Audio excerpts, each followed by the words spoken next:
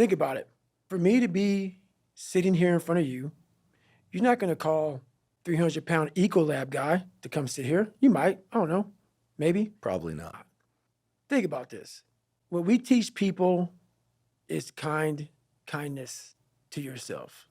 Do you think if I taught myself kindness, and I agree with it, guys, some people take me out of context, it's ridiculous. Take it however the fuck you want to take it. When I was 300 pounds, where do you think that conversation would have got me if I spoke kindness to myself? I'll tell you where it gets me. Right back to 7-Eleven, another box of mini chocolate donuts and a chocolate milkshake. That's the one voice. That's the one voice that most of us have that you're talking about. If you don't have a conversation in there, the other voice that you create that says, okay, how does this look? It looks very ugly. That kind conversation for me went away a long time ago, which is why the dialogue is now, which you see a lot of action, because most people have inaction, because there's one person talking. And that one person is always leading you down the same path, the path that makes you feel very comfortable and happy with yourself. The second you create the other voice, there's conflict, there's battles, there's wars, there's defeat. One thing I learned, I taught myself this, and people go, I don't understand what you're saying. I'm gonna try to break it down real quick. I didn't teach myself victory first. I taught myself how to fail. And people go, that's so depressing. Is it? When you're 300 pounds and you can't read and write and you're fucked up, you know how many times you're gonna fucking fail on that process? So if you don't know how to fail, there is no victory. I never talked about winning because I knew the path to winning was gonna be years of failing first. So I taught myself how to fail properly. No one teaches you how to fucking fail. But if you're going out for insurmountable fucking odds that make absolutely no fucking sense, a black kid that can't swim, 300 pounds gonna be a Navy SEAL. Okay, you better teach yourself how to fail first. Because if you sit in failure for too long, you will never come out of it. So the first part of my success was learning how to fail properly. And then eventually I started getting a few victories. But that's what people don't get. When you have buried yourself in such a deep fucking hole, you better first talk about the failures you're gonna have first. And that's when that other voice comes up. It tells you we gotta do something, but it also tells you, boy, I'm not gonna lie to you, Goggins. You're in for a fucking climb, bro. You're gonna get your ass handed to you, made fun of, the outside noise, the inside noise. Both voices are gonna be fucking telling you to go fuck yourself. You are in for hell, bro. I am. I learned to fail. So this is what you mean when you say that whatever anyone says, it's insignificant. Fuck. Right. It's the cap gun fire because Yes. it's just like because the voice in your own head is far worse. And I should say, sorry, one of the voices Yes. in your head. Yes. Yeah, I'm being very like detailed, almost surgical about that because I think this thing about inner dialogue we think is one voice. Yes. But you're making it clear it's many voices. It is. And the thing about it is you have to be really, and sometimes all the voices are telling you the wrong shit, man. But through years, not a podcast or listening to a book or reading a book, years of sacrifice, of suffering, of diligent, pinpoint fucking work on what you want to do for yourself. Not like, oh, let me just do a bunch of shit. I want to be in every task possible. No. Pinpoint what I want to do with my life.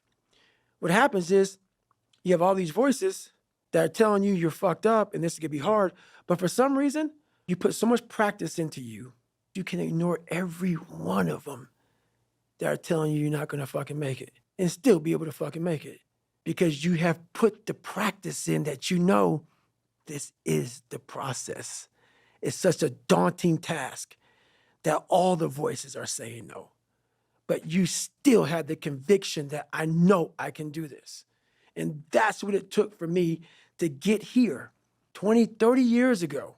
I had this 35 or whatever it was, 30 to 25 years ago, pipe dream. And ever since then, every voice was like, you're a fucking nut. But when you put that practice in, every day you lace them up, and I don't mean run. It's just a metaphor for life. When you lace them motherfuckers up every day, pretty soon you'll fucking win.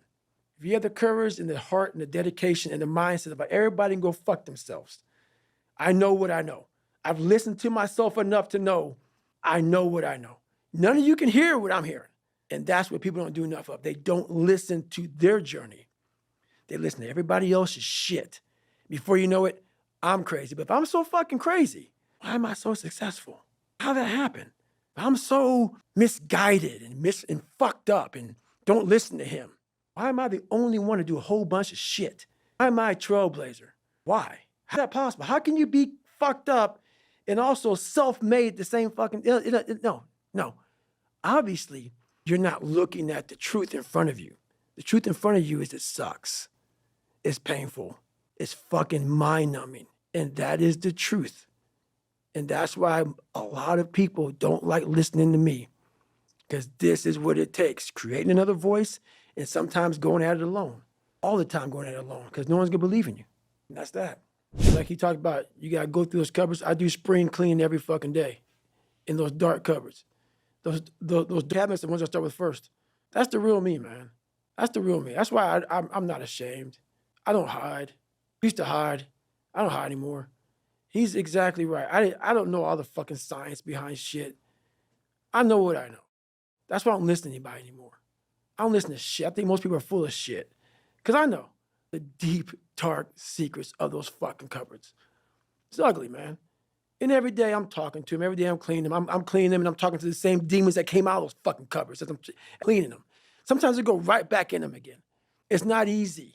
And this is why most of us why I am misunderstood.